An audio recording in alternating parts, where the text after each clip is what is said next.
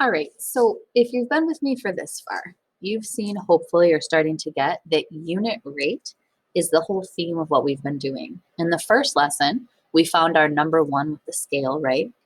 In the second lesson, we did unit rate specifically with fractions.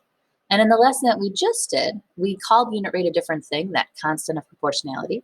But we were able to find unit rate in situations, we found it in tables, and then we used it to write equations. So in this lesson, we're going to go ahead and start to connect the situations and the tables and the equations that we already know how to do and add in graphs.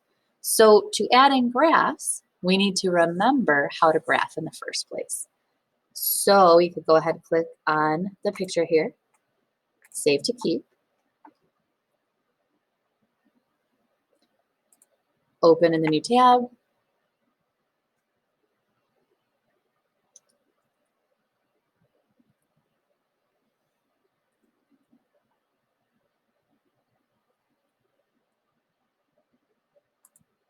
come on, picture,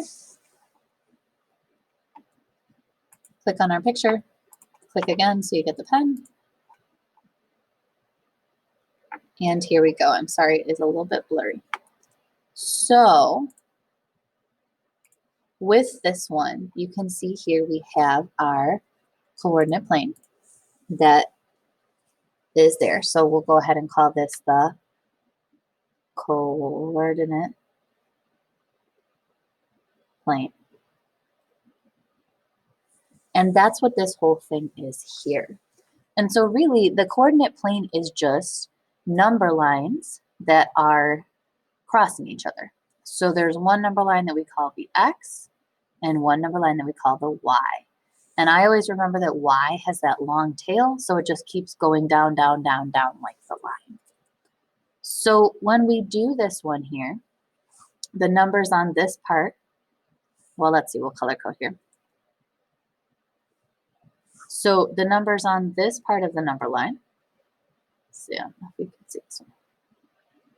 We'll go kind of there. And the numbers on this part of the number line are going to be positive. And then the numbers on this part of the number line and this part of the number line are going to be negative. And that kind of makes sense, right? Regular number lines are written just like that. We have one sideways one, we have one up and down one. The other thing that we can kind of remember is just a few vocabulary things connected. So one vocabulary word is this special point that's right here, where those two lines intersect. And that point we call the origin, O-R-I-G-I-N, origin. And that kind of makes sense in a way if you think about what origin means outside of math. So like if you have a superhero and you have the origin story, that's where the superhero came from. And that's what happens with graphing too. It's kind of like where we get our start, just like that. And the coordinates of that point are 0 and 0. So that's the only place that's not positive or negative that's on our coordinate plane there. The other thing we have to know is that when we write a point, we always do the X coordinate first and the Y coordinate second, every single time, okay? So each one of these little areas that are in here are called quadrants. And there's some questions over here about them. So you have quadrant 1, which is this one. And in quadrant 1, you can see we have positive and we have positive. So that's probably the one you're most used to working with. It's what you did in elementary school, and it's what we do in science usually too, because unless you need a negative number in science, that's where you're going to end up there. So the first one says to put a star at 2, 4.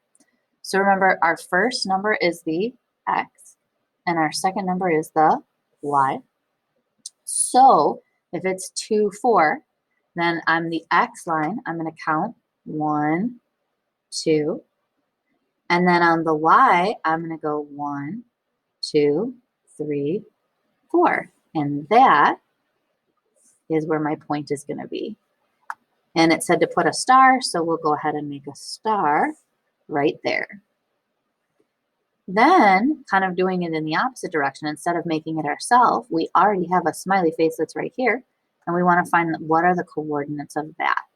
So again, I got to start with x. So I'm going to go 1, 2, 3, 4, 5 to get lined up with the smiley.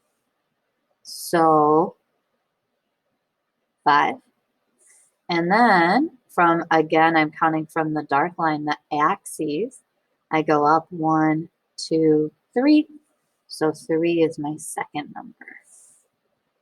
So if we're going to make a rule here, if you see something that's in the first quadrant, you can see that both times the x here was 2, the x here was 5. They were both positive. And the y coordinate, here it was 4, here it was 3. It was also positive. So a point that's positive and positive should end up here. If it doesn't, that's a really good check for yourself that you need to fix something. Okay? Quadrant 2, I know it says II. We number quadrants with Roman numerals. So that's the idea there. We're going to do kind of the same thinking. So now we need to put a question mark at -4, 3. So -4 is going to be my x, 3 is going to be my y. So I'm going to start on the x and go 1, 2, 3, 4. And then y is 3, so I'm going to go 1, 2, 3. And right here is my point. And it told us to make a question mark. So I'll go ahead and write a question mark right there. Then on the flip side, it wants to know what are the coordinates of the plus. So if I start again in my origin, I go 1, 2, 3, 4, 5, but it's on my negative side, so it's going to be a -5. Then I have to go up 1, 2, 3, 4, 5, and it's on my positive, so it's going to be +5. So if we try to make a rule for this quadrant, the first number, your x coordinate, was -5 and -4, so we could say it's going to be negative. And the second number, the y coordinate, was 3 and 5, so it's going to be positive. So if you have a negative and then a positive, it should end up over here, or something went wrong. Okay? Then, same idea, we have quadrant 3 down here. So I is for 3, right? And the first thing it says to do is to put a circle at -1, -5.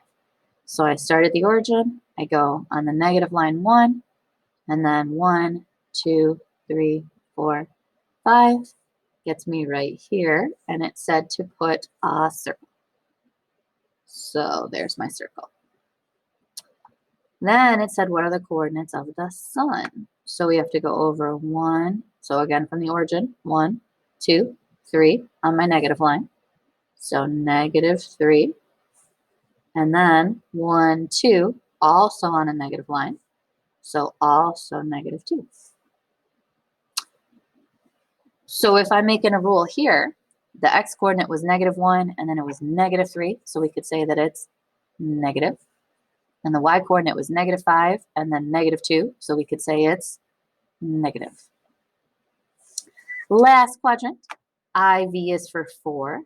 So they kind of make, they go counterclockwise. They kind of make a C when you count through them. And first one says put an I at 3, -2. So I start at the origin. I do my x, 1, 2, 3, and then I go down. So 1, 2, 3, go down 2, and right here is where it's going to be. It says to put an I, so there's my I. I'll give it some eyelashes. Then it says, what are the coordinates of the heart? So I start at the origin. I have to go over 1, and it's a positive because I'm a positive. And then I go down 1, so that would be a negative. So our rule here, 3 and 1 are positive, -2, -1 are negative, and so it's a positive and a negative. So if you look at the ones diagonal from each other, you can see that they're opposites. So this one is positive, positive, this one is negative, negative. This one is positive, negative, this one is, or I'm sorry, negative, positive, this one is positive, negative. So that's another pattern you could kind of notice to help you. Takeaways, things to know. 0, 0 is called the origin, very important concept. X comes first, then Y when we graph a point, and then kind of where your positives and negatives are. That's what you should take away here. If you don't quite remember the names of the quadrants, that's okay. But definitely know it goes X and Y and where you're going to find points on the graph. So we'll go ahead and put this back into our math notebook.